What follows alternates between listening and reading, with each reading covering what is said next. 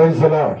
ప్రభునందు ప్రియమైన దేవుని బిడ్డలైన వారందరికీ యూట్యూబ్ ద్వారా చూస్తూ ప్రభు సన్నిధిలో మరి బలపరచబడుతున్న మీ అందరికీ ప్రభు అయిన యేసుక్రీస్తు నామములో వందనాలు తెలియజేస్తున్నాం. ఈ నెల 7వ నెల మరొకసారి ఈ యొక్క ఉపవాస కోడికి ప్రభు మనందరూ ప్రవేశపెట్టాడు. ఈ 17వ తారీఖున ఈ యొక్క ఉపవాస కోడికని ప్రార్థనతో ప్రారంభించుకుని మరి దేవుని సన్నిధిలో ముందుకు వెళదాం. ప్రార్థనలోను, పాటల్లోను, అలాగే విజ్ఞాపనలోను, వాక్య పరిచయలను ప్రభు మనకు తోడుగా ఉన్నట్లుగా సమయం ముందు 2 చేతుల పైకెత్తి దేవునికి స్తోత్రాలు చెల్లిద్దాం. స్తోత్ర పరిశుద్ధ ఉన్నతమైన యేసయ్య నీ ఘనమైన పరిశుద్ధ నామానికి స్తోత్రాలు చెల్లిస్తున్నాను.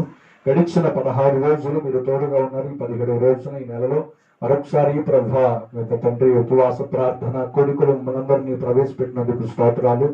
సమయం అందు మీరు అవసరం నిలబెట్టుకొని ప్రభు మాతో మాట్లాడండి, పాటల ద్వారా మహిమ పొందండి, తండ్రి అభిషేకించండి. కార్యం మొదటి నుండి చివరి వరకు మీరు అధ్యక్షులుగా నడిపించి ఘనత మహిమ ప్రభావాలు మీరు తెచ్చుకోమని యేసుక్రీస్తు నామములో ప్రార్థన చేసి అడిగి వేడుకుంటున్నాను తండ్రి, ఆమేన్. మంచిది. సమయంలో మరి ఒక పాట పాడుకుని ప్రభునామాన్ని మనం పడతాం. సమయం అందు ప్రైజ్ లార్డ్. ఒక పాట పాడుకుని ప్రభునామాన్ని మేము పడతాం. ఏ లోకంలో జీవించగాను నీ కొరకే దేవా, ఏ లోకంలో జీవించగాను నీ కొరకే దేవా, నా ప్రియ యేసు నా కుమారులారా నీలా ప్రేమించేవారు, నీలా ప్రియుడవు, ఏ లోకంలో జీవించేదాను నీ కొరకే దేవా, పైరంగు బంధువులు నన్ను విడిచిపోయినా విధానమే నాకు వాగ్దానమిచ్చావు, పైరంగు బంధువులు నన్ను విడిచిపోయినా విధానమే నాకు వాగ్దానమిచ్చావు, ఎంతో లోకమైనది నీ ప్రేమ, నిన్ను విడచి నేనుండలేను, ఎంతో లోకమైనది నీ ప్రేమ, నిన్ను విడచి నేనుండలేను, ఈ లోకంలో కలుసుకో జీవించేదాను నీ కొరకే దేవా, ఈ లోకంలో జీవించేదాను నీ కొరకే దేవా, అరచేతిలోనే నన్ను చెప్పుకుంటను, నీ కంటి పాపలా నన్ను కాయచుంటూ, అరచేతిలోనే నన్ను చెప్పుకుంటారు, నీ కంటి పాపలా నన్ను కాయచుంటారు,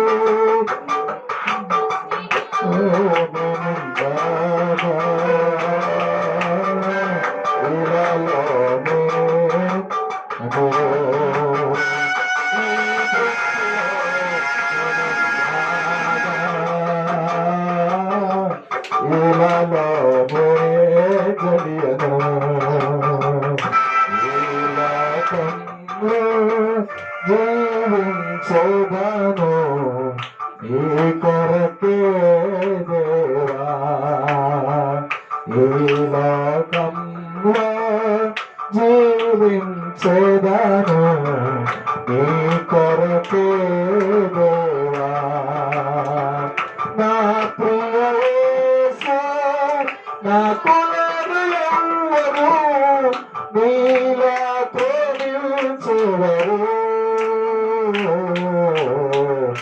నీవే నా ప్రాణ ప్రియుడవు, ఈ లోకంలో జీవించెదను నీ కొరకే దేవా ఈ లోకంలో జీవించెదను నీ కొరకే దేవా. హల్లెలూయా. Praise the lord.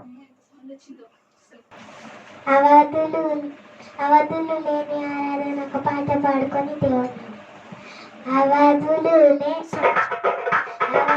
లేని ఆరాధన ఆత్మదేవుని ఆరాధన అవధులు లేని ఆరాధన ఆత్మదేవుని ఆరాధన విసుగక నిత్యము ఆరాధన విశ్వమంత ఆరాధన విసుగక నిత్యము ఆరాధన విశ్వమంత ఆరాధన ఆరాధన ఆరాధన పరమందుకే ఆరాధన ఆరాధన ఆరాధన పరమందుకే ఆరాధన అవధులు లేని ఆరాధన ఆత్మదేవుని ఆరాధన అవధులు లేని ఆరాధన ఆత్మదేవుని ఆరాధన విశ్వమంతము ఆరాధన విశ్వమంత ఆరాధన విసుగక నిత్యము ఆరాధన విశ్వమంత ఆరాధన ఆరాధన పరమందుకే ఆరాధన ఆరాధన పరమందుకే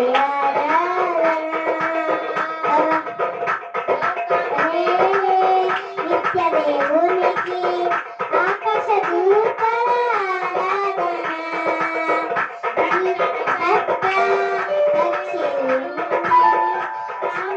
పగలు ఆరాధన లోకానలే నిత్య దేవునికి ఆకాశ దూతల ఆరాధన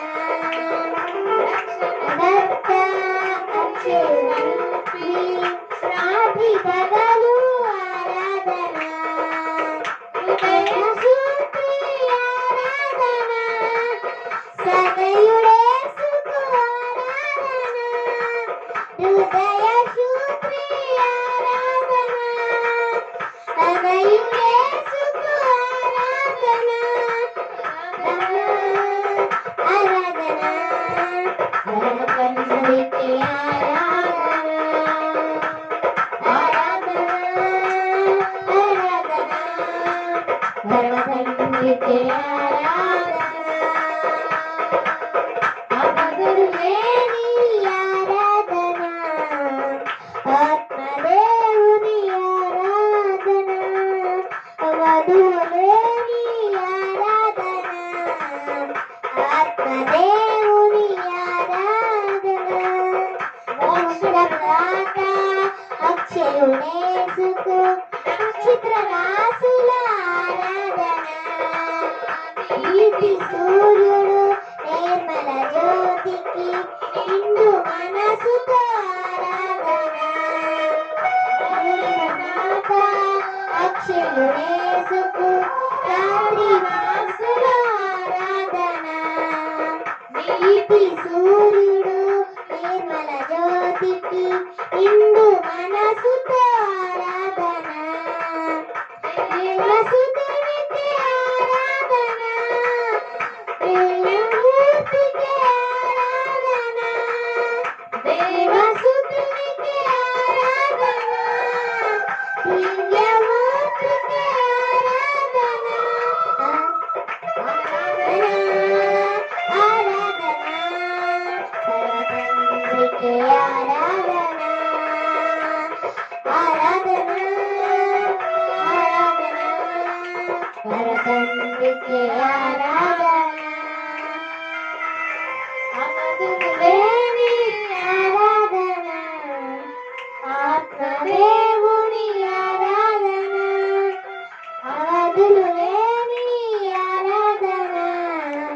ఆత్మదేవుని ఆరాధన విశుద్ధ నిత్యము ఆరాధన విశ్వమంత ఆరాధన హల్లెలూయా.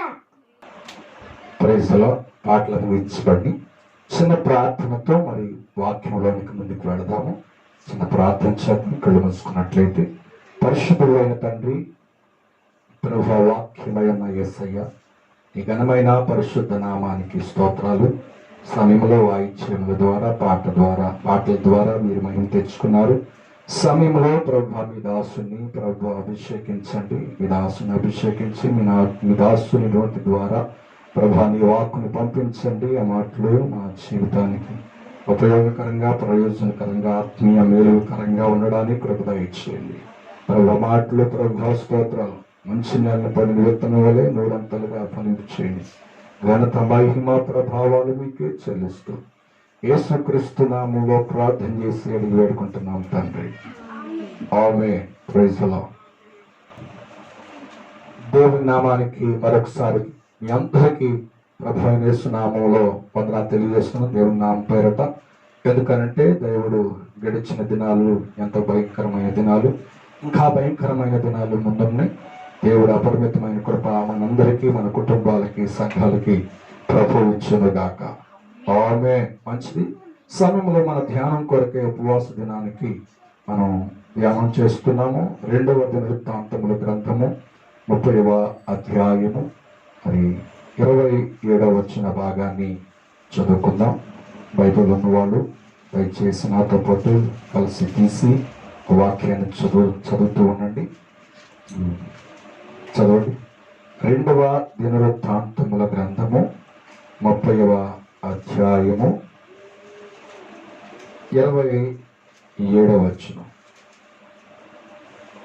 27వ వచనం. అప్పుడు లేవీయులైన యాజకులు లేచి జనులను దీవింపగా వారి మాటలు వినబడెను. వారి ప్రార్థన ఆకాశమునున్న పరిశుద్ధ నివాసమునకు చేరెను. హల్లెలూయా. మంచిది. ఈ సమయంలో ఉపవాస దినానికి కావలసినటువంటి వాక్య భాగాలు గత గడిచిన ఒక నెల రోజుల నుండి మనం ఈ వాక్యాన్ని ధ్యానిస్తూ వస్తున్నాం ఒక సబ్జెక్టుగా. అయితే మన ప్రార్థన శక్తివంతముగా ఉండాలి అంటే మనలో ఏ లోపము ఉండకూడదు. ఆ శక్తివంతమైన ప్రార్థన మనకి సందేశాన్ని, లేకపోతే మనకి సమాధానాన్ని, మనకి ప్రత్యుత్తరాన్ని, మనకొక అనుగ్రహాన్ని దేవుని దగ్గర నుండి తీసుకురావాలి అంటే 3 స్థలాలు దాటి వెళ్ళాలి ఆ ప్రార్థన. ఆ 3 స్థలాలు దాటుకుంటూ వెళ్ళాలి అంటే మన ప్రార్థనలో శక్తి ఉండాలి, మన ప్రార్థనలో పరిశుద్ధత ఉండాలి, మన ప్రార్థనలో యథార్థత ఉండాలి. కనుక 3 స్థలాలు దాటాలి అని మనం నేర్చుకుంటున్నాం. ఆ 3 స్థలాల గురించి 2 స్థలాలు మనం నేర్చుకున్నాం. ఆ 2 స్థలాలలో ఆ 2వ స్థలమైనటువంటి ఇంకా పూర్తిగా మనం ధ్యానం చేస్తున్నాం. మొదట మన ప్రార్థనలో పరిశుద్ధత ఉండాలి. ఏముండాలంట? పరిశుద్ధత ఉండాలి. ఆ పరిశుద్ధత ఉంటేనే వాయుమండలం దాటుద్ది. ఆ వాయుమండలం దాటకుండా ఆపివేసేటువంటి దురాత్మ సమూహాలు ఉన్నాయి.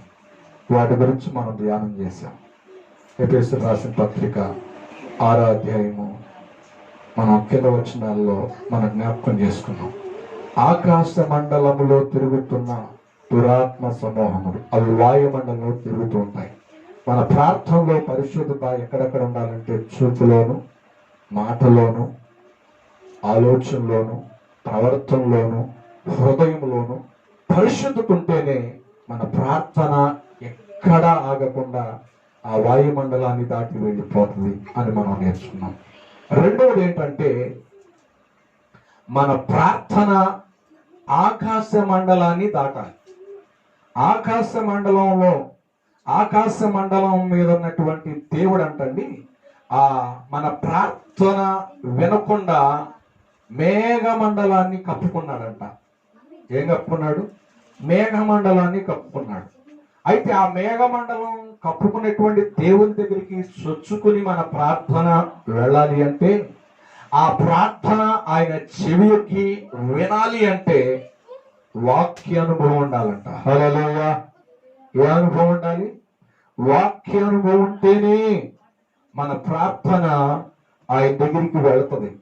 లేకపోతే మేఘమండలం దాటి వెళ్ళిపోతుంది.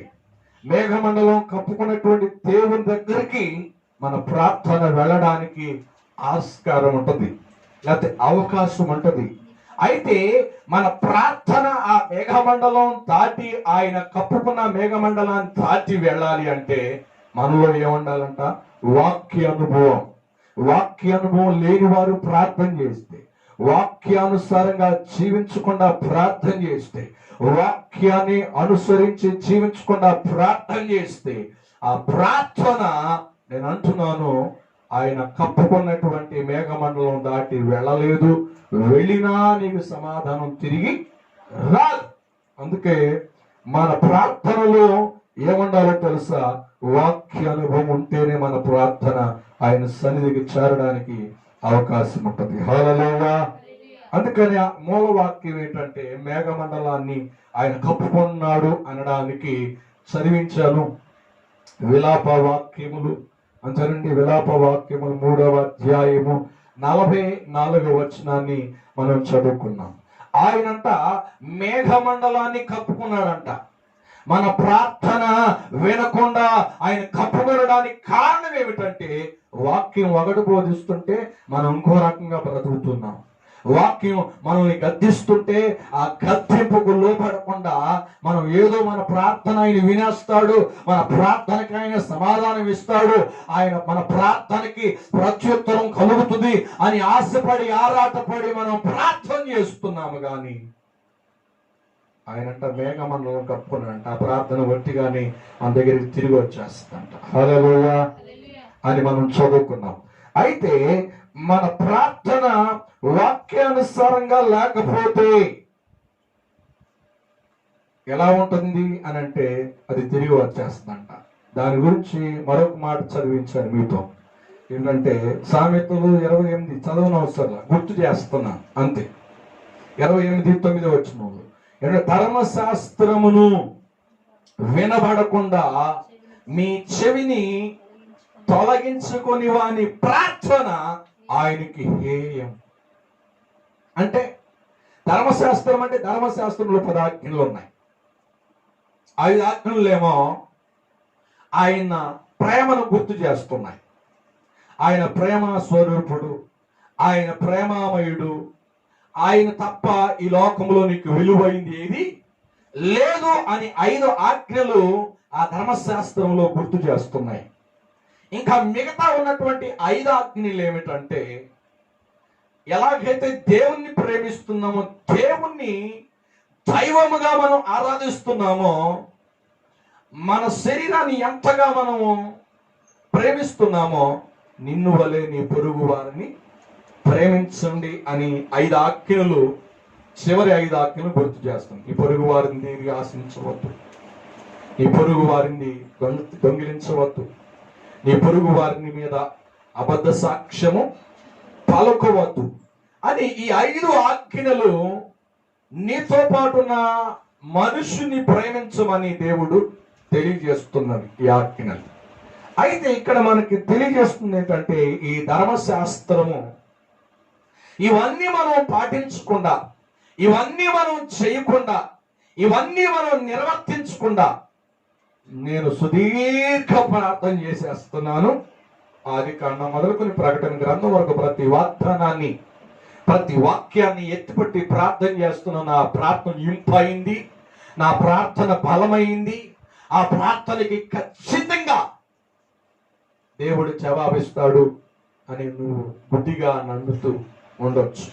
కానీ ఇక్కడ అంటున్నాడు, దేవుని యొక్క ప్రార్థన, నీ ప్రార్థన హేయంగా ఉందో ఇష్టంగా ఉందో నీ గ్రహించాలి. ఎందుకనంటే పెడచెవిని పెట్టువాడు ధర్మశాస్త్రాన్ని వినకుండా, ఏమండి, పెడచెవిని పెట్టువాని యొక్క ప్రార్థన దేవునికి ఎలా ఉందంటండి? ఇష్టము లేనిటువంటిదిగా ఉంది. అంటే నువ్వు ఇష్టము లేనిటువంటి ప్రార్థన చేస్తున్నావు. దేవుని వాక్యాన్ని విన్నది ప్రకారముగా నువ్వు జీవిస్తే, అలా బ్రతికితే, అలా నిర్వర్తిస్తే, అలా ప్రవర్తిస్తే వాక్యానుసారంగా నువ్వు సుదీర్ఘ ప్రార్థన చేయనవసరం లేదండి. చిన్న ప్రార్థన చేయొచ్చు. దేవుడు నేనున్నానని ఆయన నీకు తెలియజేస్తాడు. హల్లెలూయా. కనుక వాక్యానుసారంగా ప్రార్థన మనకుంటే మనం ఏ రకంగా మనము మరి దీవించబడతాము, ఏ రకంగా మనము ఆశీర్వదించబడతాము, ఏ రకంగా ప్రభు సన్నిధిలో మనం నిలబడగలుగుతాము, ఎన్ని మేలులు మనం పొందుకుంటాం. ఈ వాక్యానుభవం ఉంటే వచ్చేటువంటి మరి దీవెనలు, ఆత్మీయ అనుభవాలు ఎన్నుంటాయో ఒక్కసారి జ్ఞాపకం చేసుకున్నామా? చదువుదాం. ఒక 6-7 మాటలు మనం జ్ఞాపకం చేసుకున్నాం. వాక్య అనుభవం కలిగినటువంటి వారి యొక్క ప్రార్థన దేవుడు వినటమే కాదు, కానీ దేవుని సన్నిధిలో దేవుని ద్వారా మనకొచ్చే పవిత్రత, మనకొచ్చేటువంటి నడిపింపు, మనకొచ్చేటువంటి ఆయన శిష్యులుగాను, ఏమండి, ఆయన పోలికగాను, ఆయన పవిత్రంగాను మనల్ని ఉంచుతాడంట. వాక్య అనుభవంగా మనం జీవిస్తే మన ప్రార్థన వినటమే కాదు, మేఘమండలాన్ని కప్పుకున్న దేవుడు వినటమే కాదంట, మనకిచ్చే బిరుదులు కూడా ఉన్నాయంట. ఆ బిరుదులు ఏమిటో ఈ సమయమందు, ఈ ఉపవాస దినమందు కొన్ని మాటలు మనం జ్ఞాపకం చేసుకున్నాం. చక్కగా వింటే గనక వాక్యానుగుణంగా మీకు వాక్యాన్ని చూపించే రెఫరెన్సులు చూపించి వాక్య భాగంలోనికి మనం వెళదాము. చదువుకుందాం. కీర్తన గ్రంథము 119వ కీర్తన 105వ వచనాన్ని చదువుదాం. 119వ కీర్తన 105వ వచనం. బైబిల్ ఉన్న వాళ్ళందరూ ఇవ్వండి, చూస్తున్న వాళ్ళు కూడా తీసి మీ వాక్య భాగాన్ని చూద్దాం, వాక్యాన్ని చూసి నమ్ముదాం. 105వ వచనం.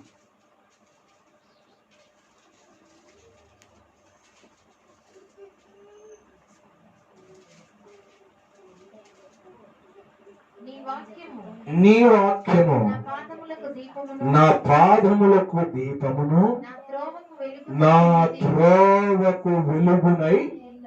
ఆమేన్. హల్లెలూయా. ఏమంటే వాక్య అనుభవం ఉన్న వాళ్ళు పాపంలో పడరు. వాక్య అనుభవం ఉన్న వాళ్ళు దేవుని భయము వారిని ఆవరిస్తున్నారు. వాక్య అనుభవం ఉన్న వాళ్ళకి ఎక్కడ మనం నడవాలో, ఎక్కడ కూర్చోవాలో, ఎక్కడ కూర్చోకూడదు, ఎక్కడ మనము వెళ్ళకూడదు, ఎక్కడికి వెళ్ళాలో కూడా వాక్య అనుభవం ఉంటే, వాక్యం అంట మనల్ని వెళ్ళవలసినటువంటి మంచి త్రోవలకి, మంచి మార్గములోనికి, మంచి ప్రదేశాల్లోనికి, మంచి స్థలాల్లోనికి, మంచి వ్యక్తుల దగ్గరికి ప్రభువు మనల్ని నడిపిస్తాడంట. ఎవరిని? వాక్య అనుభవం ఉన్న వారిని. హల్లెలూయా. అవునండి. మనం నడవవలసినటువంటి త్రోవల్లోనికి ప్రభు నడిపిస్తాడు. మనం ఎక్కడైతే నుంచోకూడదు అక్కడ నుంచోనివ్వడు. హల్లెలూయా.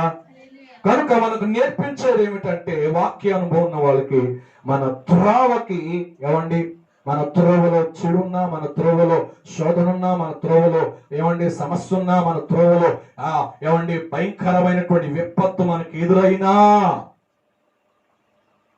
దేవుడు అంటండి సరళము చేసేస్తాడంటండి. వాక్య అనుభవం వాళ్ళు, వాళ్ళ త్రోవలని, వారి మార్గాలని దేవుడు సరళముగా చేస్తాడు. హల్లెలూయా. నిజంగానే దేవుని సన్నిధిలో దేవుని మాటలు విన్నటువంటి మోషే దేవుని మాటగా ఐగుప్తు దేశంలో ఉన్న ఇశ్రాయేలుకి ప్రకటన చేస్తే, ఆ ప్రకటన దేవుని వాక్కుగా నమ్మి ఇశ్రాయేలు దాదాపు 6 లక్షల మంది దేవుని మాటగా విని బయలుదేరి వస్తుండగా వెనకాల వారిని తరుముకుంటూ వస్తున్నారు. ఎవరో తెలుసా? ఐగుప్తు యొక్క సైన్యము తరుముకుంటూ వస్తుంటే దేవుని మాట నమ్మి వారు ప్రయాణం కట్టినటువంటి ఇశ్రాయేలుకి ఎర్ర సముద్రం అడ్డు వచ్చిందండి. ఎర్ర సముద్రం అడ్డుగా ఉంది, వెనకాలేమో ఇశ్రాయేలు ప్రజల్ని తరుముకుంటూ ఐగుప్తు యొక్క సైన్యం వస్తుంది. వాళ్ళకి ఏం చేయాలో అర్థం కావట్లేదు. దేవుని సన్నిధిలో ప్రార్థన చేస్తున్నాడు మోషే. నీ దగ్గర ఉన్నటువంటి ఆ చేతి కర్రని ఆ సముద్రం వైపు చూపు అన్నాడు. ఆ సముద్రం వైపు చాపగా ఆ సముద్రం అంటండి 2 పాయలుగా మారిపోయింది. ఆ 2 పాయలుగా మారినటువంటి ఆ సముద్రంలో దేవుడు వారికి బాట వేశాడు. హల్లెలూయా. ఎందుకంటే దేవుని వాక్కుని నమ్మారు. దేవుని వాక్యాన్ని ప్రకారంగా వారు ప్రయాణం చేస్తున్నారు. వారి ప్రయాణంలో వారు అడ్డుగా వచ్చింది. వెనకాల పరో సైన్యము తరుముకుంటూ వస్తున్నారు.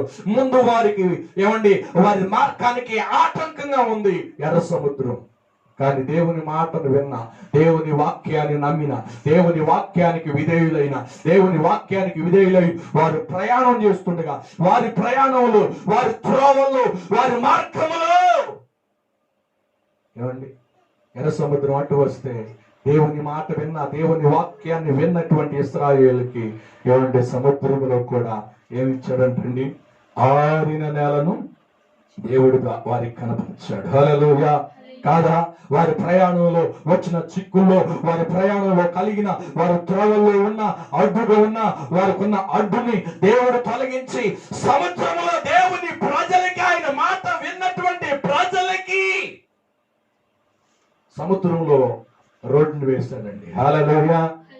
కనుక నేను అంటున్నాను, ఆయన వాక్యము అంతేనండి.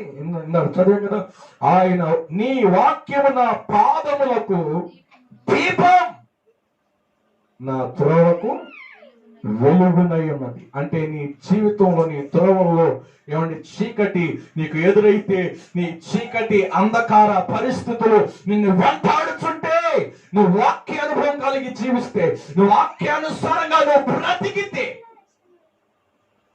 వాక్యం ఉన్నట్లుగా నీ జీవితంలో నిర్వర్తిస్తే నీ చీకటి మార్గాన్ని ప్రభు నీకు వెలుగుగా మార్చేస్తాడంట. అంతేనండి. నీ త్రోవకి ఆయన వాక్యమే ఏమై ఉంటుందంటండి? వెలుగుగా మారిపోద్దంట. హల్లెలూయా. వాక్య అనుభవం ఉంటే నీ చీకటి బ్రతుకు, నీ చీకటి త్రోవలను వెలుగుగా నీ మార్గాన్ని మార్చివేస్తాడు. హల్లెలూయా. మనం నడవలసిన త్రోవల్లోనికి నడిపించేస్తుంది దేవుని వాక్యం అనుకుంటే. రెండవది ఏంటంటే, మనం చదువుదాం, దేవుని వాక్యం మనం పవిత్రపరుచుద్దంట. పరిశుద్ధ గ్రంథమైన బైబిల్ నుండి క్రొత్త నిబంధన 1 పేతురు పత్రిక 1వ అధ్యాయము 22వ వచనాన్ని చదువుకుందాం.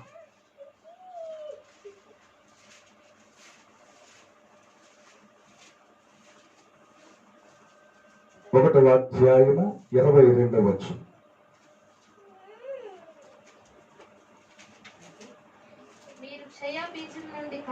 మీరు క్షయ బీజము నుండి కాక శాశ్వతమైన దేవుని జీవము గల వాక్యము మూలముగా అక్షయ బీజము నుండి పుట్టింపబడిన వారు కనుక నిష్కపటములైన సహోదర ప్రేమ కలుగునట్లు మీరు సత్యమునకు విధేయులవుట చేత మీ మనస్సులను దేవుని వాక్యం మనల్ని ఏం చేస్తుందంటండి? మంచి త్రోవలోనికి మనల్ని నడిపిస్తుందంట. హల్లెలూయా. రెండవది ఏంటంట? మన హృదయములను ఏం చేస్తుందంటండి? పవిత్రపరచుదంట. హల్లెలూయా. దేవుని వాక్యమును చక్కగా వింటే, దేవుని వాక్యాన్ని చక్కగా మనసు పెట్టి నువ్వు ఆలకిస్తే, చక్కగా వాక్యాన్ని నువ్వు చదువుతూ ఉండగానే నీ హృదయములో ఉన్న కల్మషమనంతను కూడా వాక్యం ఏం చేస్తుందంటండి? శుద్ధి చేసేస్తుందంట. వాక్యము నిన్ను పవిత్రపరిచేస్తుందంట. హల్లెలూయా. హల్లెలూయా. కనుక దేవుని వాక్యము నీ త్రోవకు వెలుగై ఉంటుందంట, వాక్య అనుభవం కలిగి ఉన్నవారు. రెండవది, మన త్రోవలో వెలిగించి మన జీవితంలో ఏం కలిగిస్తుందంటే పవిత్రతను చేకూరుస్తుంది. హల్లెలూయా. వాక్యం ఏం చేస్తుంది అంటండి? పవిత్రతను కలుగజేస్తుంది. మన హృదయంలో పవిత్రత కలుగజేస్తుంది, మన మనస్సులో పవిత్రత కలుగజేస్తుంది, మన మార్గములో పవిత్రత కలుగజేస్తుంది. సరిగ్గా నీ వాక్యం వింటే, సరిగ్గా దేవుని వాక్యాన్ని నువ్వు సరిగ్గా అర్థం చేసుకుంటే, ఆ వాక్య అనుభవమే నీ జీవితంలో శరీరము, ఆత్మ, ప్రాణము ఏం చేస్తుందంటండి? పవిత్రులుగా మార్చేస్తుంది. హల్లెలూయా, హల్లెలూయా. కనుక దేవుని వాక్యము నిన్ను పవిత్రుడుగా చేస్తుంది. నిజంగా దేవుని వాక్య అనుభవం ఉంటే నువ్వు పవిత్రుడుగా మారిపోతావు. అందుకే నేను అంటున్నాను, వాక్యము వెనక మనం పవిత్రతను కోల్పోతున్నాం. వాక్యాన్ని సరిగ్గా అర్థం చేసుకోగా పవిత్రతకి దూరంగా మారిపోతున్నాం. హల్లెలూయా. పవిత్రత లేకపోతే వాక్యానుభవం లేకుండా పోతుంది. ఆ వాక్యానుభవం లేకుండా నువ్వు జీవించి ప్రార్థన చేస్తే అది మేఘమండలం కప్పుకున్న దేవుడి దగ్గరికి వెళ్ళదు. హల్లెలూయా, హల్లెలూయా.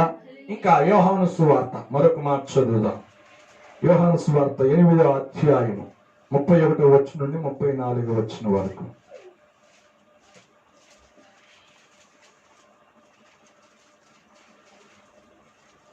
యోహాను సువార్త 8వ అధ్యాయం 31వ వచనం నుండి 34. కాబట్టి యేసు తన నమ్మిన యూదులతో అడగండి, మీరు నా వాక్యమందు నిలిచి ఉంటే నిజముగా నాకు శిష్యులై ఉండి. ఆమె అర్థమవుతుందండి. దేవుని వాక్య ప్రకారం మనం జీవిస్తే ఏం కలుగుతుందంట? ఒక ప్రార్థనే దేవుని దగ్గరికి వెళ్ళటం కాదంట. ఒకటి, మన త్రోవలలో ఆయన దీపంగా ఉంటాడు. రెండవది, మన హృదయము, శరీరము, ప్రాణము, ఆత్మ ఏమండి పవిత్రంగా మార్చబడుతుంది. మూడవది ఏంటంటే ఏం కలిగి ఉంటాం? ఆయనకి నిజమైన శిష్యులుగా ఉంటాం. మనం దేవుని బిడ్డలని మనం చెప్పుకోవడం కాదు, దేవుని బిడ్డలని మనం డబ్బా కొట్టుకోవడం కాదు. నేను ఫలానా 20 సంవత్సరాల క్రితం నేను బాప్తిసం తీసుకున్నాను, ఆత్మ కూడా అప్పుడే పొందుకున్నాను, దేవుని వాక్యానుసారంగా జీవిస్తున్నానని మనం చెప్పుకోవడం కాదు. ఇక్కడ అంటున్నాడు, నా వాక్యము విని గైకొని ఎడల మీరు నాకు శిష్యులై ఉంటారు. హల్లెలూయా, హల్లెలూయా. ఏమై ఉంటామంట? మనము వాక్యానుభవం కలిగి మనం జీవిస్తే మన త్రోవలు సరళం చేయబడతాయి. వాక్యానుభవం కలిగి జీవిస్తే మనం పవిత్రంగా మార్చబడతాం. మూడవ తెలుసా, మన వాక్యానుభవం కలిగి ఉంటే ఏం కలిగి ఉంటామంటే దేవుడు మంచి మనకు ఒక బిరుదు ఇస్తున్నాడు. ఏటా బిరుదు అంటే నాకు శిష్యులై ఉంటారు. అంతేనా మాట? మరొకసారి చదువుదాం. యోహాను సువార్త 8. కాబట్టి యేసయ్య అంటున్న మాటలు ఇవి, ఎవరో చెప్తున్న మాటలు కాదు, సాక్షాత్తు యేసు క్రీస్తు ప్రభులు వారే తాను నమ్మిన యూదులతో మీరు నా వాక్యమందు నిలిచిన వారై అయితే అదిగోండి ఏమవుతారంట? నిజముగా నాకు అంటే నిజము కాని శిష్యులు ఉన్నారంట. నిజము కాని శిష్యులు ఎవరంటే వాక్య ప్రకారంగా జీవించని వారు. వాక్యాన్ని పక్కన పెట్టి శిష్యులను చెప్పుకునేవారు చాలా మంది ఉన్నారు. వాక్యాన్ని పక్కన పెట్టి క్రైస్తులని పిలువబడుతున్న వారు ఉంటున్నారు. వాక్యాన్ని పక్కన పెట్టి వారికి అనుగుణంగా మార్చుకుని జీవించే సేవకులు ఉన్నారు. సంఘాలు ఉన్నాయి. మా ప్రార్థన వింటున్నాడని వారు మోసపోతున్న క్రైస్తవులు సమాజం లోకములో ఉంది. కానీ యేసయ్య అంటున్నాడు, వారు నా శిష్యులు కాదు, వారు నా శిష్యులు కాదు. మరి ఆయన శిష్యులు ఎవరు అంటే, ఆయన శిష్యులుగా మారేది ఎవరు అంటే, ఆయన ఇచ్చినటువంటి సందేశం ఏమిటంటే, యేసయ్య నా వాక్యం విని దాని ప్రకారంగా కైకొనే వారే నాకు శిష్యులై ఉంటారు. హల్లెలూయా. శిష్యులంటే ఎక్కడ ఉంటారండి? శిష్యులంటే ఎవరు? ఏమండి, ఒక బోధకుడు ఉన్నాడు, లేకపోతే ఒక మాస్టర్ ఉన్నారు. తన విద్యార్థులు ఎక్కడుంటారు?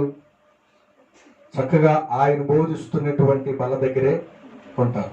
విద్యార్థులు కాని వారు ఎంత దూరం ఉంటారు? చాలా దూరం ఉంటారు. అంటే శిష్యులకి ఉన్నటువంటి ఒక ఉన్నతమైనటువంటి జీవితం ఏమిటట్లయితే ప్రాముఖ్యంగా ఆ గురువుతో చక్కగా దగ్గరగా ఉండి వినేటువంటి కృప ఆ విద్యార్థికి దొరుకుతుంది, శిష్యులకి దొరుకుతుంది. హల్లెలూయా, హల్లెలూయా. కనుక నేను అంటున్నాను, శిష్యులంటే చాలా అందుబాటులో చక్కగా ఆయనతో పాటు ఉండేవారు అని అర్థం. హల్లెలూయా. కనుక ఎవరుంటారు?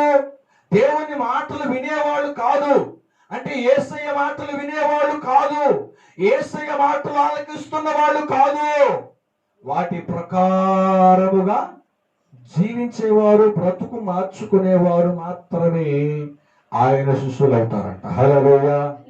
ఈ లోకంలో చాలా సంఘాలు పిలువబడుతున్నాయి, యేసుక్రీస్తు సంఘమని, యేసుక్రీస్తు ప్రభు బిడ్డలని పిలువబడుతున్నారు. కానీ పిలువబడుతున్నారు కానీ నిజమైన శిష్యులు, నిజమైన ఆయన బిడ్డలు ఎవరు అంటే చెప్పండి, వాక్యానుభవం కలిగి వాక్యానుసారంగా బ్రతికేవారు మాత్రమే ఆయన శిష్యులని పిలువబడతారు. వారి త్రోవలే ఏమండి, వారి త్రోవల్లోనే దేవుడు ఆయన దీపముగా ఉంటాడు. హల్లెలూయా. వారే పవిత్రుడుగా జీవించడానికి అవకాశము ఉంటుంది. హల్లెలూయా. మరొక మాట జ్ఞాపకం చేసుకున్నాం, వాక్యానుభవం కలిగి ఉన్నవారు కలిగేటువంటి ఆత్మ సంబంధమైన మేలులు. చదువుదాం. ఎఫెసీయులకు రాసిన పత్రిక 4వ అధ్యాయము 20వ వచనం నుండి 23వ వచనం వరకు చదువుదాం. ఎఫెసీయులకు రాసిన పత్రిక 4వ అధ్యాయము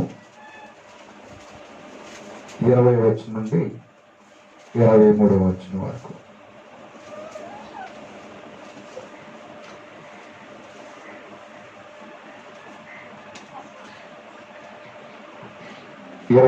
నుండి 23వ వచనం వరకు. అయితే యేసును గూర్చి విని ఆయన అంతలి సత్యము ఉన్నదని ఉన్నట్టుగానే ఆయన యందు ఉపదేశించబడిన వారైన ఎడల మీరు ఎలాగో క్రీస్తును ఏమండి, క్రీస్తును నేర్చుకున్నవారు కారు. కావున మునిపటి ప్రవర్తన విషయంలోనైతే మోసకరమైన దురాశల వలన చెడిపోవు మీ ప్రాచీన స్వభావమును మొదలుకొని మీ చిత్తవృత్తి అందు నూతన పరచబడిన వారై నీతియో యథార్థమైన భక్తియు గలవారై ఆమె దేవుని పోలికగా సృష్టింపబడిన నవీన స్వభావమును కొనవలెను. హల్లెలూయా. చెప్పండి, దేవుని వాక్యాన్ని వింటే మన హృదయంలో మునిపటి ప్రవర్తన ఉండదు. దేవుని వాక్య ప్రకారంగా జీవిస్తే పాత ప్రవర్తన, ప్రాచీన అభిప్రాయాలు, ఆలోచనలు, అలవాట్లు, పద్ధతులు ఏమాత్రం ఉండవంట. అయితే అలాంటి వారికి ఏ అనుభవం ఉంటుందంటండి? ఇక్కడ అంటున్నాడు, మనం చివరి మాటలు జ్ఞాపకం చేసుకున్నాం. ఏమండి? యథార్థమైన భక్తియు గలవారై దేవుని పోలికగా సృష్టించబడిన నవీన స్వభావమును మనం ధరించుకుంటాం. అర్థమవుతుందండి? పాతవి గతించిపోతాయి.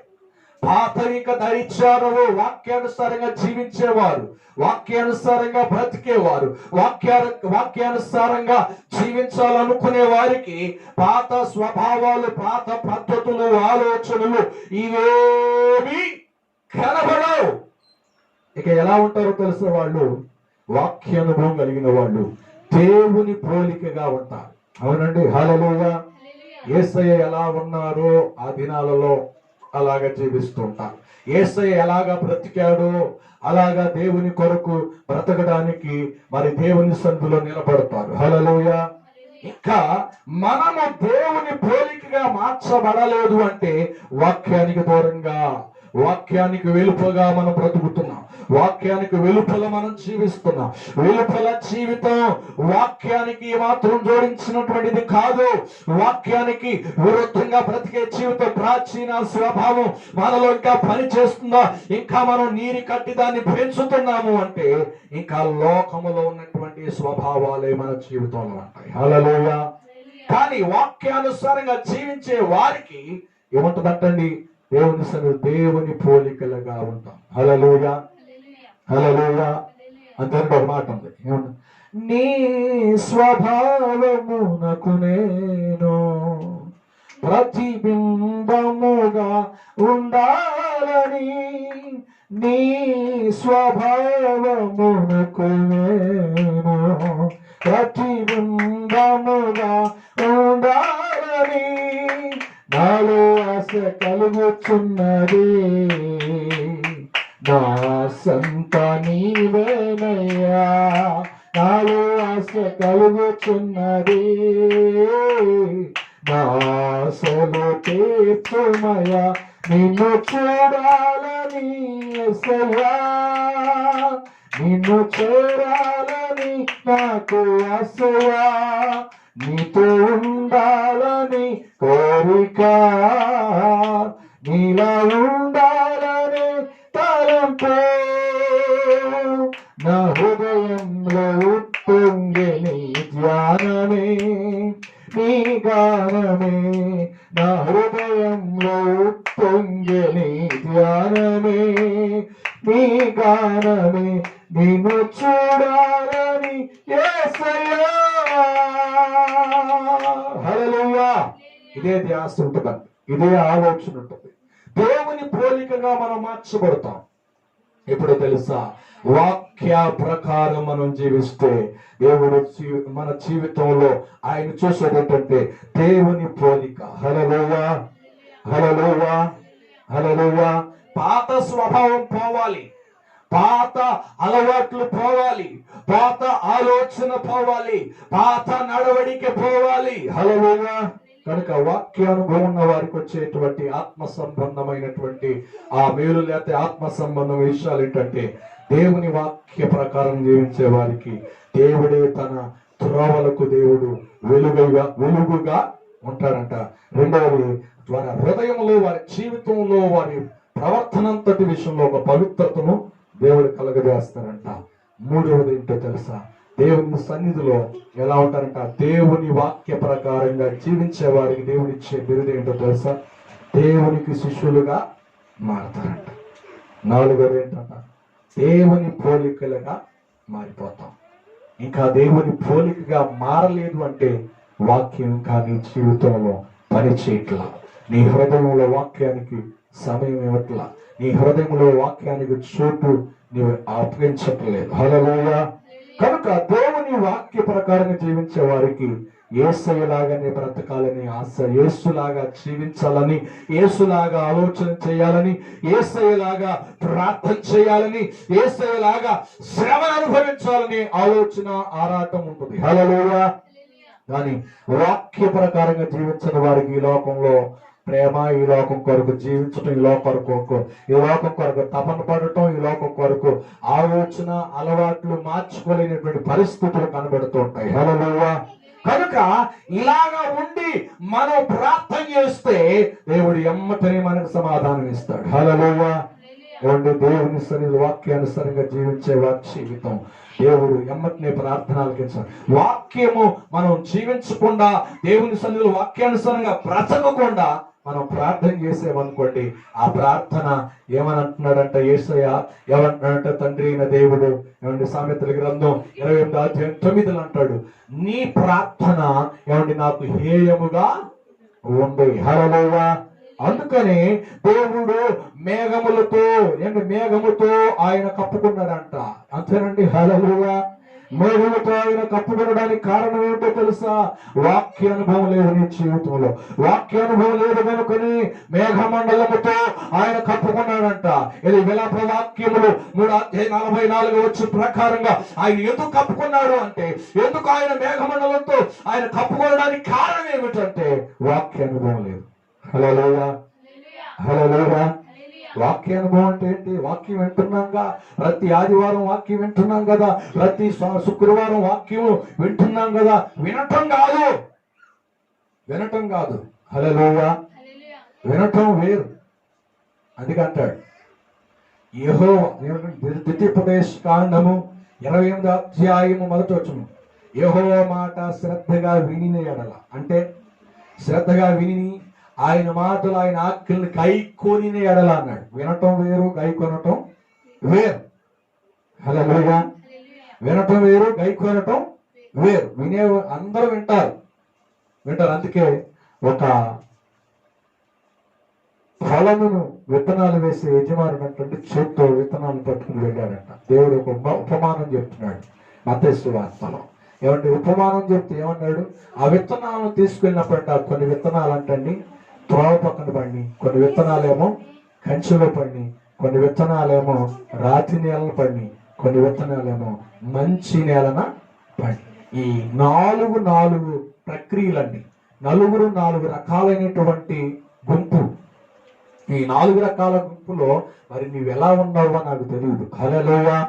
ఒకరేమో త్రోవ పక్కన పడిన వారు విత్తనాలంటే, త్రోవ పక్కన పడిన విత్తనాలంటే మొలుస్తాయి కానీ వాటికి వేరు సరిగ్గా లేనందున త్రోవలో ఉన్నాయి కనుక అవి తొక్కుకుంటూ, అంటే వాక్యం వింటారు చాలా మంది.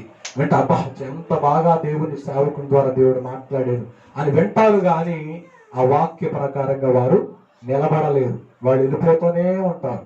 అందుకని త్రోవ పక్కన పడిన విత్తనాలు అంటండి ఏమవుతాయి? తొక్కబడి అవి బ్రతకవు. కనుక కొన్ని విత్తనాలు ఎక్కడ పడి అంటే కంచెలో పడి అంట, ముళ్ళ కంచెలో పడి. అంటే ముళ్ళ కంచెలో పడిన విత్తనాలు అంటే దేవుని వాక్యం వింటారు కానీ బ్రతకాలనుకుంటారు, వాక్య ప్రకారం జీవించాలనుకుంటారు. ఐంగిక విచారములు అంటే సంపాదించాలి, నేను పొలం కొనాలి, దేవుని భక్తిలో నడవాలి అని ఈ యొక్క ఆలోచన ఉండటం వల్ల వాక్యం అంటండి వాక్య ప్రకారంగా జీవించక ఆ మొలకంచెలు అనగా ఐంగిక విచారముల ద్వారా వాక్యం ఉంటది కానీ వాక్యం ద్వారా వారు కట్టబడలేరు, అణిచివేయబడతారు. హల్లెలూయా. వింటారు కానీ కట్టబడలేని కట్టుకునే పరిస్థితుల్లో వారు అణిచివేయబడతారు. ఈ లోక ఐంగిక విచారములు వారిని వాక్యంలోనికి ముందుకు సాగకుండా వారిని ఏం చేస్తాయి అంటండి? అణిచివేస్తాయి. హల్లెలూయా.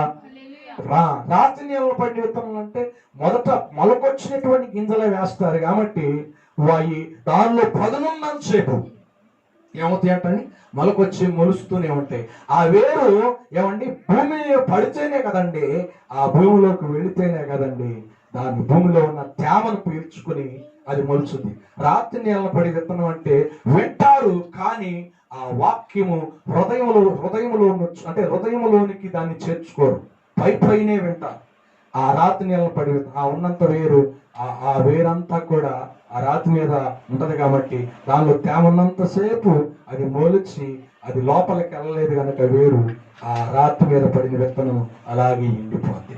ఈ రోజున హృదయం ద్వారా విన్నటువంటి వాక్యము మంచి నేలన పడిన విత్తనము అది 30 ఏమండి 60 100 ఫలిస్తుందంట. హల్లెలూయా. కనుక వినొచ్చు, వాక్యాన్ని వింటూ ఉండొచ్చు కానీ త్రోవ పక్కన పడినటువంటి జనుల్లాగా ఉన్నామేమో, ముళ్ళ కంచుల్లో పడినటువంటి ఏమండి విత్తనం వినేటువంటి వ్యక్తులుగా ఉంటున్నారేమో. కానీ రాతి నేలను పడినటువంటి ఏమండి గింజలు ఏమండి ఏ రకంగా అయితే ఎండిపోతాయో అట్లా వినికిడిని జీవితంలో ఉన్నాం. మంచి నేలన్న పడిన విత్తనం వలె ప్రభు సన్నిధిలో మనం కట్టబడుదుముగాక. హల్లెలూయా. కనుక దేవుని సన్నిధిలో వాక్యానుసారంగా కట్టుకుని జీవించేటువంటి ప్రార్థనే మేఘమండలాన్ని దాటి వెళ్ళిపోతుంది. హల్లెలూయా. హల్లెలూయా. కనుక మన ప్రార్థనలో ఏమండాలంట? ఆ మేఘమండలాన్ని దాటి వెళ్ళాలి అంటే చెప్పాలి వాక్య అనుభవం ఉంటేనే. హల్లెలూయా. హల్లెలూయా. హల్లెలూయా. వాక్య అనుభవం అంటే ఏంటి? వాక్యాన్ని జోడించి ప్రార్థన చేయటం కాదు. వాక్యాన్ని జోడించి ప్రకటన గ్రంథం మొదలుకొని ఆది కాండం మొదలుకొని ప్రకటన గ్రంథం వరకు ప్రతి వాక్యాన్ని జోడించి ప్రార్థన చేస్తున్నాం కాబట్టి నా ప్రార్థన ఎంతగానో గంభీరంగా వాక్యంతో కూడింది కాబట్టి దేవుడు తప్పకుండా నా ప్రార్థన వింటాడని అనుకుంటున్నావేమో. హల్లెలూయా. అలా ప్రార్థన చేస్తే కాదండి, వాక్యానుసారముగా మనం ఉండి వాక్యం ఏదైతే చెప్తుందో దాని ప్రకారంగా జీవించి మనం ప్రార్థన చేస్తే మేఘమండలం దాటి మన ప్రార్థన వెళుతామంట. హల్లెలూయా, హల్లెలూయా.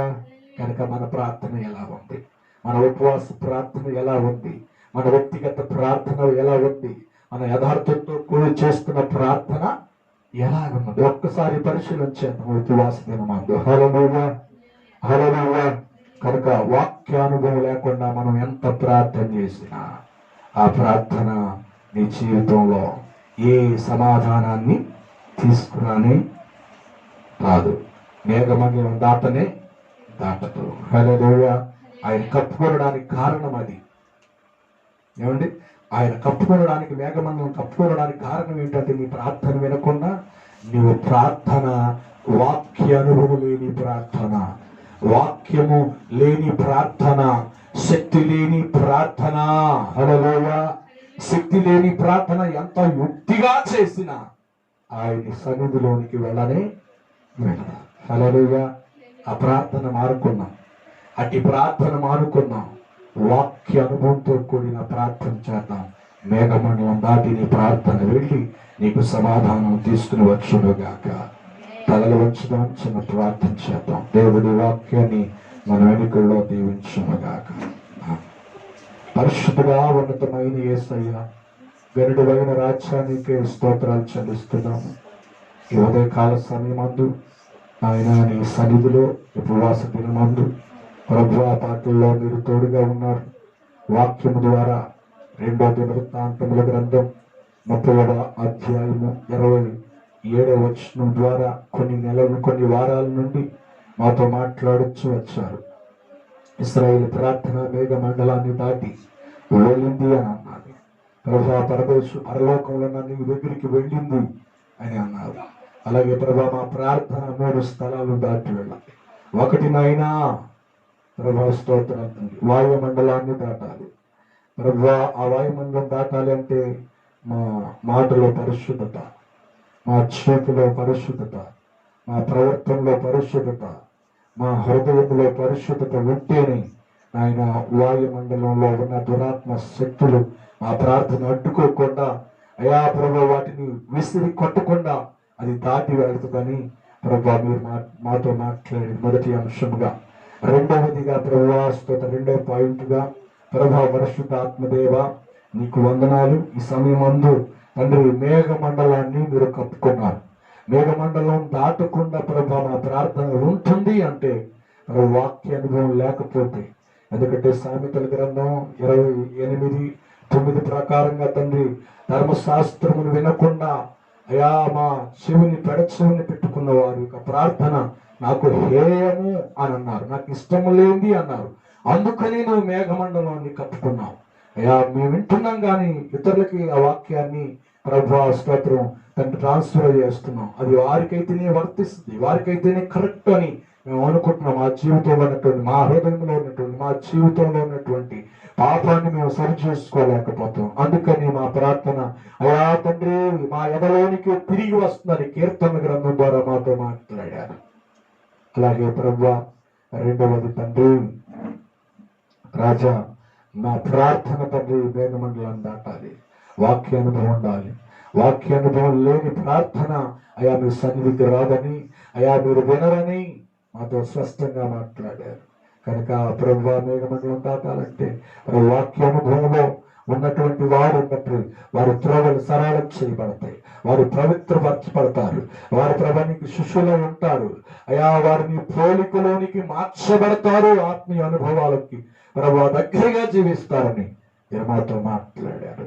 అలాగే తండ్రి అట్టి వాక్య అనుభవ ప్రార్థన మీకు ఎంతో ప్రీతికరమైంది, అది నీకు ఎంతో వినసొంపైనటువంటిది, అది నీకు ఎంతో ఇష్టమైనటువంటి ప్రార్థన అని మాతో మాట్లాడారు. అలాగే మేఘమండలాన్ని దాటకుండా మా ప్రార్థన తిరిగి రావడానికి మాలో వాక్య అనుభవం లేకపోతే, వాక్య అనుభవం లేకుండా మేము చేస్తున్న ప్రార్థన మా జీవితంలోనికి మళ్ళా ఒట్టిగానే తిరిగి వస్తుందని, అది ఉపవాస ప్రార్థన అయినా, అది వ్యక్తిగత ప్రార్థన అయినా మా జీవితంలో మీ ద్వారా మేము ఏమేలు పొందుకోలేమని ఈరోజు స్పష్టంగా మాట్లాడారు ఆయన. వాక్య అనుభవం దయచేయండి, వాక్యానుసారమైన జీవితం దయచేయండి, వాక్యానుసారంగా నడిచే జీవితం దయచేయండి. ఆ వాక్యం నాకేనని అయా మనం సరి చేసుకునే మనస్సు, అయా దానికి లోబడే మనస్సును నాకు దయచేయండి. ఆ లోబడిన జీవితం ద్వారా నేను చేసే చిన్న ప్రార్థన అయినా ప్రభు మీరు ఆలకిస్తారని, మాకు జవాబిస్తారని స్పష్టంగా మాతో మాట్లాడారు. ఈ వాక్యం మా హృదయంలో ఫలించినట్లుగా, మా జీవితంలో నాయన మేము అన్వయించుకుని జీవించినట్లుగా ప్రభు దయచేయండి. విన్నా మీ బిడ్డలను చూస్తున్న మీ బిడ్డలకు కూడా ఈ వాక్యానుభవం దయచేసి మా ఉపవాస ప్రార్థన మీరు అంగీకరించమని ఘనత మహిమ ప్రభావాలు మీకే చెల్లిస్తూ యేసుక్రీస్తు నామములో ప్రార్థన చేసి అడిగి వేడుకుంటున్నాము తండ్రి, ఆమేన్. ఆమేన్. అలాగే ఈ సమయంలో మనం ప్రార్థన చేయబోతున్నాం. దేవుడు మరి మనకిచ్చినటువంటి విజ్ఞాపన ప్రార్థనలో మరి ఎంతమందో మరి ప్రార్థన కోరారు. అటు వారందరి కొరకు మనం ప్రార్థన చేద్దాం. ఈ సమయంలో మన ప్రార్థన ఆయన ఆలకించినట్లుగా, ఆ మన ప్రార్థనకి ఆయన జవాబిచ్చినట్లుగా సమయంలో ఇక్కడ ఉన్నటువంటి వారందరూ కూడా, చూస్తున్నటువంటి వారందరూ కూడా రెండు చేతులు పైకెత్తి నిండు మనసుతో మన ప్రార్థనకి దేవుడే జవాబిచ్చినట్లుగా దేవునికి స్తోత్రాలు చెల్లిద్దాం. స్తోత్రం, స్తోత్రం, స్తోత్రం, స్తోత్రం, స్తోత్రం, స్తోత్రం, స్తోత్రం, స్తోత్రం. ప్రభు విజయవాడ పట్టణాన్ని ప్రభు దీవించి స్వస్థపరిచినట్లుగా స్తోత్రాలు చెల్లిద్దాం. స్తోత్రం. అక్కడున్న ఆత్మీయ విడుదల ప్రభు కాపాడినట్లుగా స్తోత్రాలు చెల్లిద్దాం. స్తోత్రం, స్తోత్రం. విజయవాడ నుండి ప్రార్థన కోరిన ప్రతి బిడ్డని ప్రభు విడుదల ఇచ్చినట్లుగా స్తోత్రాలు చెల్లిద్దాం. అలాగే పరిసర ప్రాంతాల నుండి ఫోన్లు చేసి ప్రార్థన కోరిన బిడ్డలందరూ కూడా ప్రభు విడుదలిచ్చినట్లుగా స్తోత్రాలు చెల్లిద్దాం. దానిలో గర్భఫలం కొరకు ఎదురు చూస్తున్న విడుదల గర్భఫలాలు ఇచ్చినట్లుగా స్తోత్రాలు చెల్లిద్దాం. స్తోత్రం. అపు సమస్యలు ఉన్నటువంటి వారికి దేవుడు అపు సమస్యలు విడిపిస్తున్నట్లుగా స్తోత్రాలు చెల్లిద్దాం. కోర్టు కేసులో ఉన్నటువంటి వారికి వారి పక్షంగా న్యాయం జరిగినట్లుగా స్తోత్రాలు చెల్లిద్దాం. స్తోత్రం. గర్భిణీ స్త్రీలు ప్రభు బలపరిచి మంచి సుఖప్రసవమైనటువంటి మరి ప్రసవం ఎదిరించినట్లుగా స్తోత్రాలు చెల్లిద్దాం. స్తోత్రం. అలాగే ఐపీసీ సంఘాలు ఉన్నటువంటి ఎక్కడెక్కడైతే ఐపీసీ సంఘాలు ఉన్నట్టు ప్రతి సంఘాన్ని ప్రభు దీవించినట్లుగా స్తోత్రాలు చెల్లిద్దాం. స్తోత్రం. అలాగే వెల్లడం మైలవరం సంఘాలను దేవుడు దీవించినట్లుగా స్తోత్రాలు చెల్లిద్దాం. సంఘాల్లో ఉన్నటువంటి ప్రతి విశ్వాసుల్ని ప్రతి కుటుంబాన్ని ప్రభు దీవించినట్లుగా స్తోత్రాలు చెల్లిద్దాం. స్తోత్రం, స్తోత్రం, స్తోత్రం. మైలవరం పట్టణాన్ని ప్రభు కదిలించినట్లుగా స్తోత్రాలు చెల్లిద్దాం. స్తోత్రం, స్తోత్రం, స్తోత్రం, స్తోత్రం. మైలవరం సంఘంలో పాటలు పాడి ప్రభు వేదనిస్తున్న ప్రభు లేపినట్లుగా స్తోత్రాలు చెల్లిద్దాం. స్తోత్రం. వెళ్ళడం సంఘంలో సాగు కొరకు ప్రభు దేవుడు సిద్ధపరిచినట్లుగా స్తోత్రాలు చెల్లిద్దాం. నూతన సంఘం నూతన కుటుంబాలను ప్రభు రెండు సంఘాలు నడిపించినట్లుగా స్తోత్రాలు చెల్లిద్దాం. స్తోత్రం. కరోనా వ్యాధికి దేవుడు వ్యాక్సిన్ కనిపెట్టడానికి దేవుడు కృపనిచ్చినట్లుగా స్తోత్రాలు చెల్లిద్దాం. స్తోత్రం. ఎంతమంది అయితే కరోనా వ్యాధి బారిన పడినటువంటి ప్రతి కుటుంబాన్ని ప్రభు స్వస్థపరిచినట్లుగా స్తోత్రాలు చెల్లిద్దాం. స్తోత్రం, స్తోత్రం. యవనస్తులు అనేక మంది డ్రగ్స్ కి బానిసలైనటువంటి యవనస్తులు దేవుడు కనుకరించి విడుదలిచ్చినట్లుగా స్తోత్రాలు చెల్లిద్దాం. అలాగే వ్యభిచారులు దేవుడు రక్షించినట్లుగా స్తోత్రాలు చెల్లిద్దాం. స్తోత్రం. త్రాగుబోతులు దేవుడు విడిపించినట్లుగా స్తోత్రాలు చెల్లిద్దాం. మాంత్రిక సాధకుల శక్తుల చేత బట్టబడిన వారికి దేవుడు విడుదలిచ్చినట్లుగా రక్షించినట్లుగా స్తోత్రాలు చెల్లిద్దాం. స్తోత్రం, స్తోత్రం, స్తోత్రం, స్తోత్రం, స్తోత్రం. ప్రార్థన చేద్దాం. పరిశుద్ధుడైన తండ్రి, మహోన్నతుడా, ఉన్నతమైన యేసయ్యా, ఇవన్నీ పరిశుద్ధ నామమునకు స్తోత్రాలు చెల్లిస్తున్నాం. అలాగే సమయంలో విజ్ఞాపన ప్రార్థన చేస్తున్నాం. దేవా, ఎంతమంది అయితే విజయవాడ పట్టణం నుండి ప్రార్థన కోరారో అటు వారందరూ కూడా ప్రభువ విడుదల పొందినట్లుగా స్తోత్రాలు చెల్లిస్తున్నాం. ప్రభువ స్తుతులు చెల్లించున్నాం. ప్రత్యేకంగా అటు వారికి స్వస్థత దయచేయండి. అలాగే ప్రభువ మైలవరానికి వెళ్ళడం నుండి ఆయా ప్రాంతాల నుండి వస్తున్న ప్రతి బిడ్డ, ప్రతి కుటుంబాన్ని, ప్రతి పట్టణాన్ని, ప్రతి గ్రామాన్ని, ప్రతి గ్రామ బిడ్డలను ప్రభువ జ్ఞాపకం చేస్తుంది. వారి అవసరాలు తీర్చండి, వారి అక్కర్లు తీర్చండి నాయన. అలాగే ప్రభువ ఇండియా పొందుకొస్తూ సంఘాలన్నింటినీ మీరు దీవించండి. అలాగే ప్రభు లోకంలో ప్రభు నీ కొరకు ఉపదేశ క్రమంలో నడిపించబోతున్న ప్రతి సంఘ బిడ్డలను జ్ఞాపకం, ప్రతి సేవకులను ప్రభు జ్ఞాపకం చేసుకుని వారి యొక్క పరిశుద్ధ జీవితాల ప్రభు కలుషితము కాకుండా నీ అగమాన రాకడలు ప్రభు సంసిద్ధులుగా ఉన్నట్లుగా సహాయం చేయండి. అలాగే వరడం సంఘాన్ని, మైలవరం సంఘాన్ని దీవించండి నాయన. అలాగే ప్రభు యూట్యూబ్ ఛానల్ ద్వారా వారుకున్న సమస్యల్లో ఉండి ప్రభు కన్నీరు కారుస్తూ అలాగే నాయన చేతులెత్తి ప్రార్థన మా సమస్యలు కూడా తీర్చబడనని ఆసక్తి కలిగి ప్రార్థనలో ఏకీభవించిన ప్రతి బిడ్డను ప్రభు విడిపించండి, సహాయం చేయండి, మీ కార్యాలు జరిగించండి. కృప చూపించండి అయా. మీ సన్నిధిలో ఈ సమయం అందుని వదిలిపెట్టనుంది ప్రభువా. ఎవరైతే ప్రార్థన రాసి ఉన్నారు అటు వారందరి కొరకు ప్రార్థిస్తున్నాను. వారికున్న సమస్యలు, వారికున్న బలహీనత, వారికున్న శోధన, వారికున్న బలహీనత, రోగముల నుండి విడుదల కలుగుదురుగాక, స్వస్థత పొందుదురుగాక. ఉపవాస ప్రార్థన ద్వారా ఆయన మీ కార్యాలు జరిగించండి. ఆసక్తి కలిగి, ఆశ కలిగి ప్రార్థన కోరిన ప్రతి సేవకుడు, ప్రతి కుటుంబం, ప్రతి సంఘముడు యేసు నామములో విడుదల పొందుదురుగాక. కృపదయించండి. ఈ సంవత్సరంలో వ్యవసాయం చేస్తున్న చిన్న కారు, పెద్ద కారు రైతులందరినీ జ్ఞాపకం చేసుకోండి. వారు వేస్తున్న ప్రతి విత్తనం ఫలభరితంగా ఉండునుగాక. కృపదయించేసి మహిమ తెచ్చుకున్న ప్రార్థనలకు ఇచ్చినందుకు స్తోత్రాలు. యేసు క్రీస్తు నామములో ప్రార్థన చేసి అడిగి వేడుకుంటున్నాము తండ్రి. ఆమేన్. ప్రార్థనలకు ఇచ్చిన దేవునికి స్తోత్రాలు చెల్లిద్దాం. స్తోత్రం, స్తోత్రం, స్తోత్రం. యేసు రక్తమే ఇచ్చి, ప్రభు యేసు రక్తమే ఇచ్చి, ప్రభు యేసు నామం సంపూర్ణ విజయం కలుగునుగాక. ఆమేన్. తండ్రి అయిన దేవుని ప్రేమ, కుమారుడైన యేసు క్రీస్తు వారి కృప, ఆదరణకర్త అయిన పరిశుద్ధాత్మ సహవాసము సన్నిధి కూడా మనకి ఈ లోకంలో ఉన్న సకల పరిశుద్ధులకును, అలాగే యూట్యూబ్ ఛానల్ ద్వారా చూస్తున్న ప్రతి బిడ్డకిని సదాకాలముతో నడిపించునుగాక. ఆమేన్. అందరికీ వందనాలు. దేవుడు మిమ్మల్ని దీవించునుగాక.